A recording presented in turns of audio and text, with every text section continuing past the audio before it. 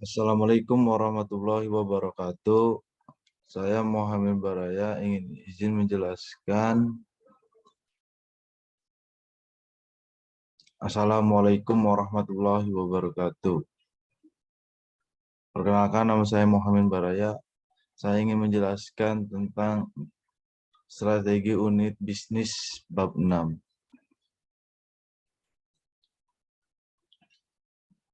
Strategi bisnis itu ada 5. Yang pertama, 1, peluang bisnis. Yang kedua, membangun model bisnis.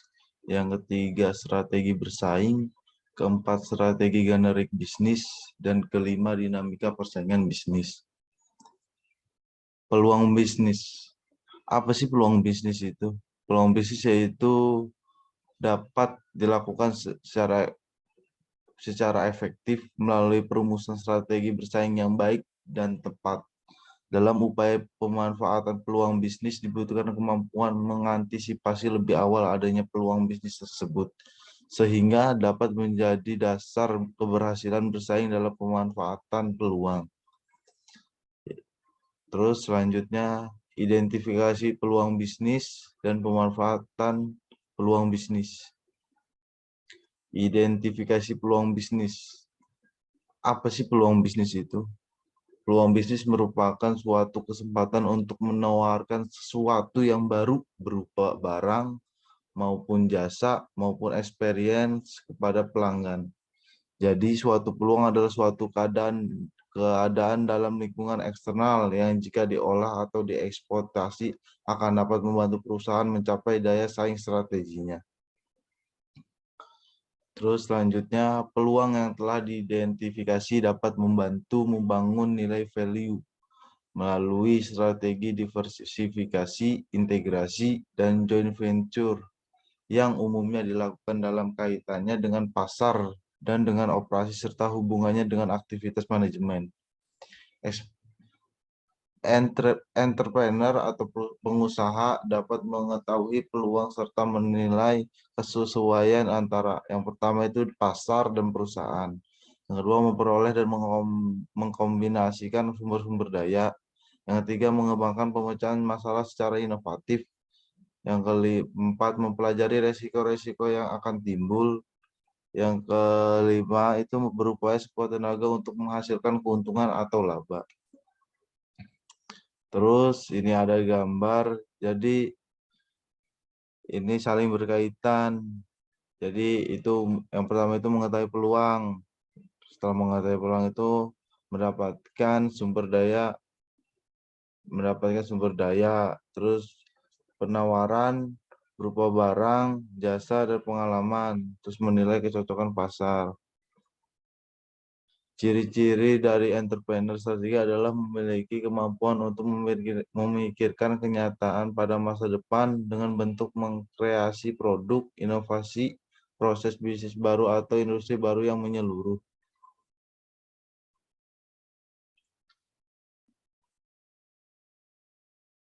Ini ada gambar lagi, terdapat kombinasi keterampilan manajemen dan kecapakan bisnis dan kreativitas dan inovasi menghasilkan 4 peran. Ini gambarnya.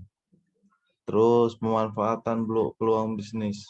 Individual yang ingin menjadi entrepreneur cenderung memiliki sikap yang positif ke arah resiko dan kebebasan otonomi.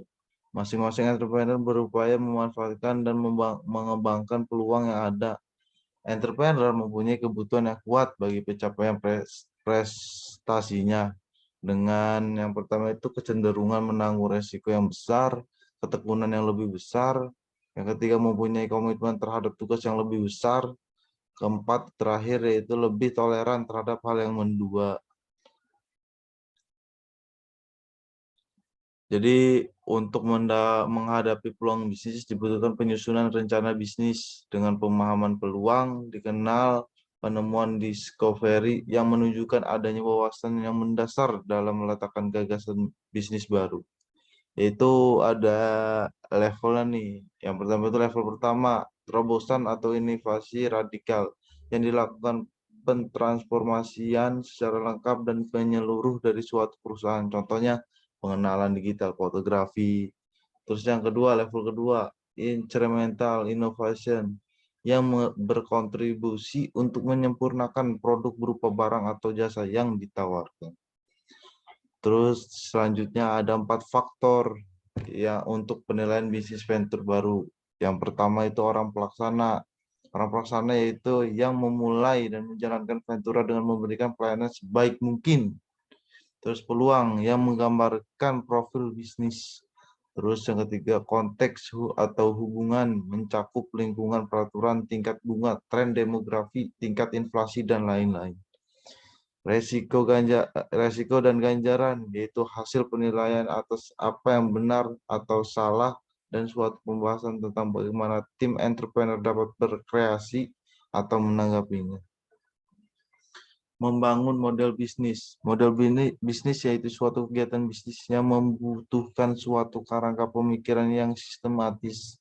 Suatu model bisnis adalah suatu metode perusahaan untuk menghasilkan keuntungan yang dalam lingkungan bisnis. Terus selanjutnya, mengapa model bisnis itu penting dalam menghasilkan pendapat? Yaitu yang pertama itu karena dengan suatu model bisnis perusahaan tergambarkan bagaimana strategi perusahaan dalam menghasilkan pendapatannya cukup untuk menutupi biaya dalam expenses operasi. Untuk memahami bagaimana model bisnis bekerja, perlu diketahui peran model rantai nilai perusahaan yang dapat menghasilkan keuntungan atau laba.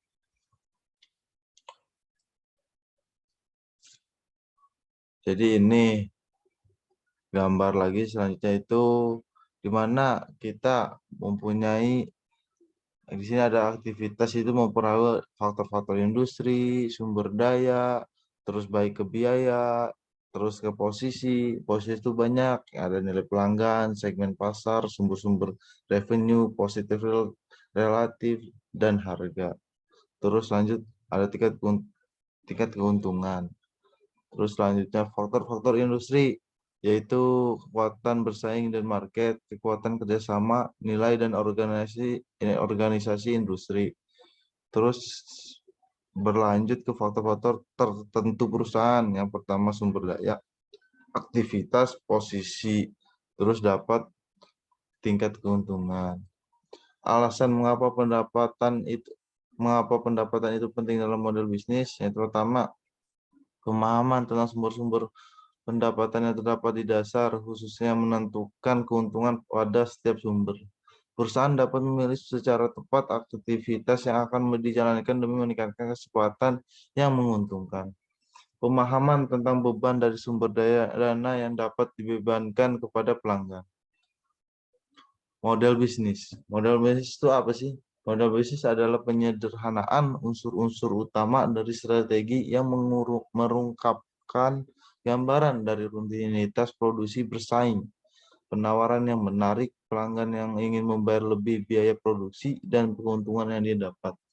Bagaimana yang terpenting dari rencana bisnis yaitu proyeksi keuangan yang dikomunikasi dengan pernyataan keuangan secara resmi. Terus ada strategi bersaing. Strategi bersaing terjadi karena perusahaan dan para pesaing sama-sama mengejar suatu tingkat keuntungan. Terus ini strategi bersaing, yaitu ada 4. Yang pertama lingkungan bersaing, pengaruh. Yang kedua pengaruh lingkungan pada laba potensial. Yang ketiga dinamika lingkungan bersaing. Dan keempat strategi keunggulan bersaing yang berkelanjutan.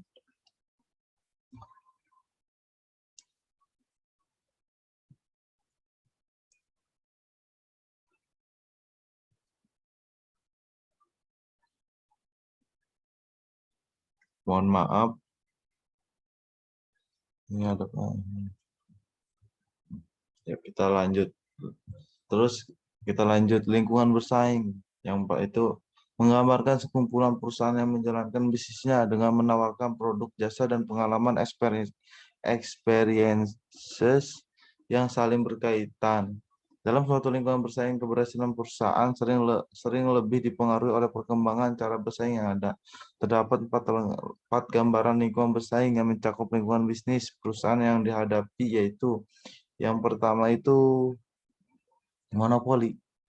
Contoh perusahaannya itu PLN, terus yang saya itu PLN. Terus yang kedua oligopoli. Oligopoli ini seperti otomotif, seperti Toyota, Honda, Terus yang ketiga itu hyper competition, itu seperti Tokped, Shopee.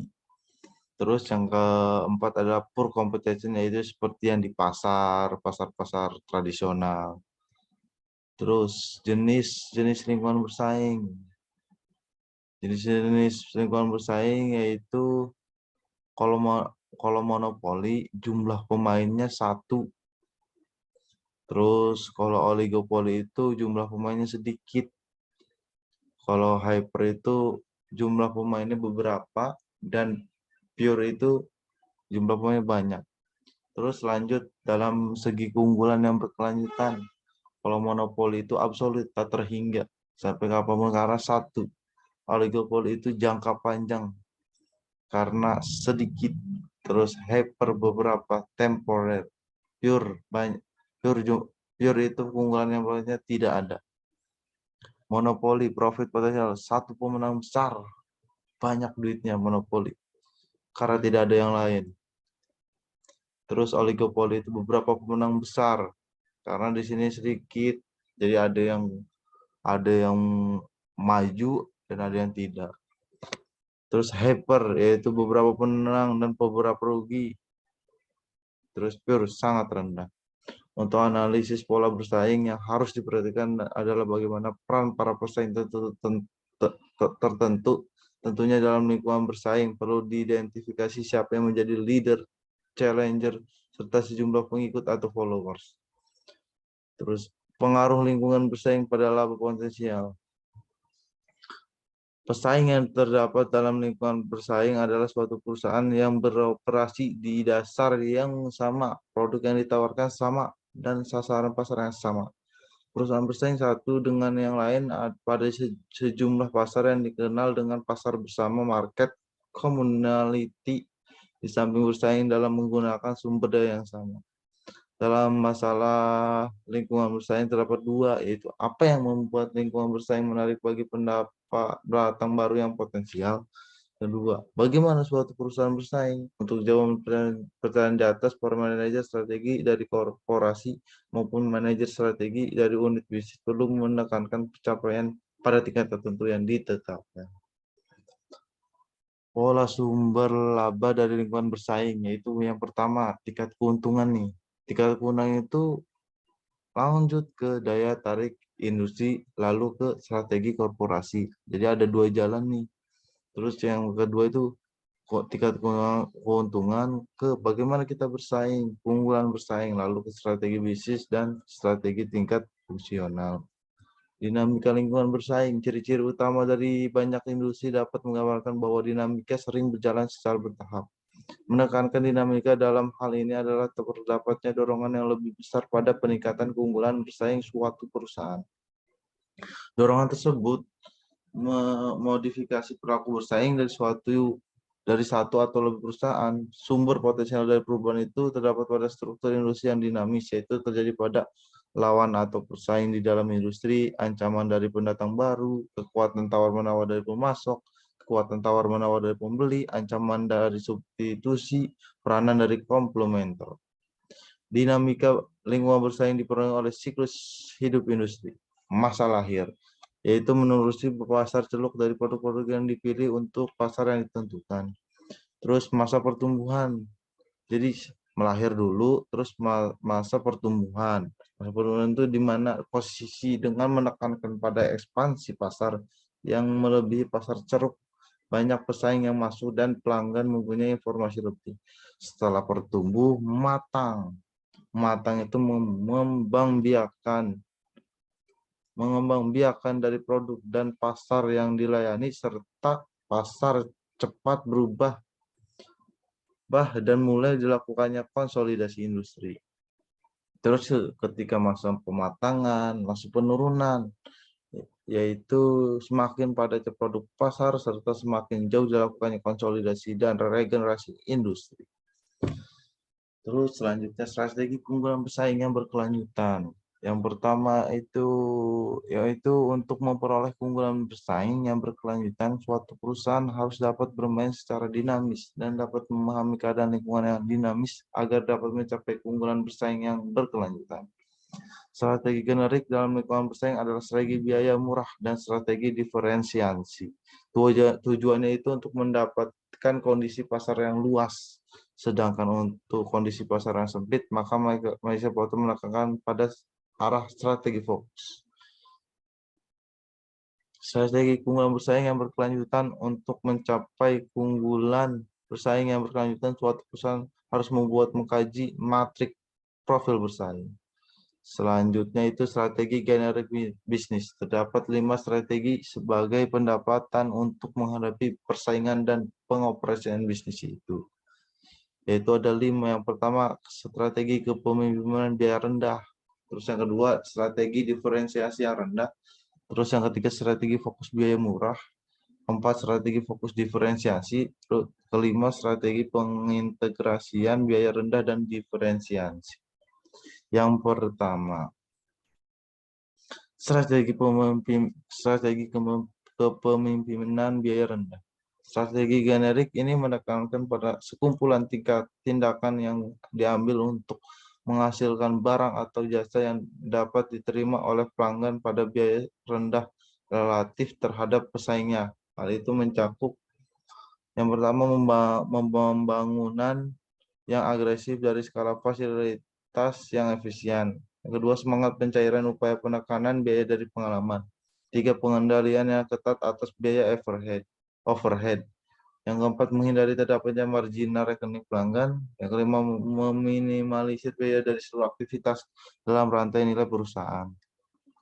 Terus strategi diferensiasi yang luas. Apa sih itu? Yaitu menekankan pada suatu sekumpulan tindakan yang terintegritas untuk menciptakan adanya perbedaan untuk barang atau jasa perusahaan. Strategi diferensiasi ini dapat bentuk citra merek, teknologi, inovasi, fitur, layanan pelanggan, jaringan dealer. Keberhasilan diferensiasi akan dapat memberikan kepada perusahaan, yaitu mendapatkan suatu harga premium, meningkatkan unit penjualan, dan menghasilkan loyalitas pembeli.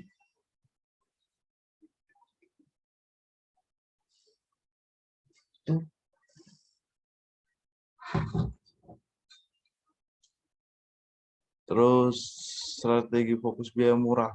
Strategi fokus biaya murah yaitu menjamin keunggulan bersaing dengan melayani pembeli dalam sasaran pasar ceruk atau naik pada biaya murah dan harga murah dibandingkan secara relatif dari para pesaingnya. Terus strategi fokus diferensiasi, yaitu keahlian yang ditekankan pada strategi ini adalah logistik inbound, pengoperasian yang dijalankan secara konsisten, logistik outbound, pemasaran dan penjualan yang berupaya untuk memanfaatkan keahlian, terus pelayanan yang dilakukan dengan peningkatan. Kegiatan penunjang dalam strategi fokus diferensiasi yaitu pengadaan, pengembangan teknologi, manajemen SDM, dan infrastruktur perusahaan.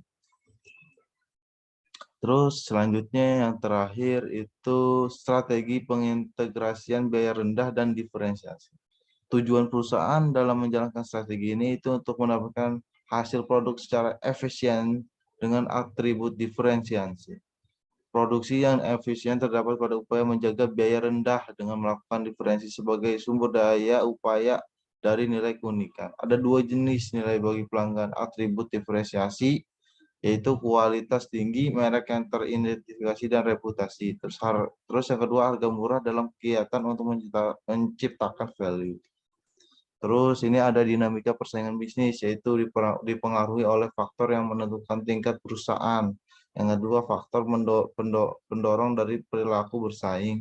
Terus yang ketiga, faktor keinginan pesaing untuk menyerang.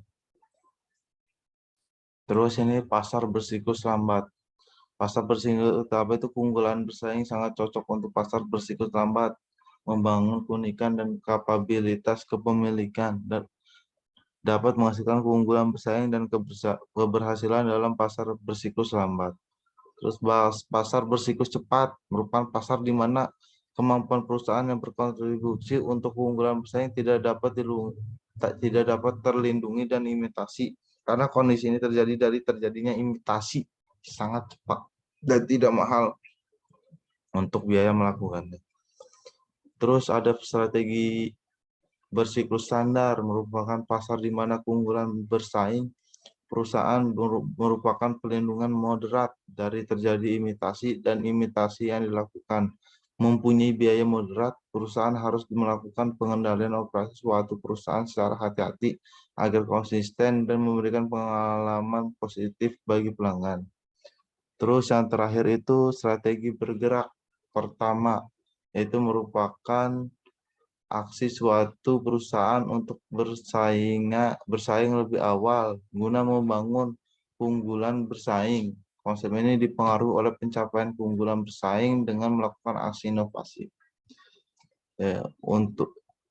Untuk presentasi hari ini cukup. Terima kasih. Mohon maaf apabila ada kekurangan. Assalamualaikum warahmatullahi wabarakatuh.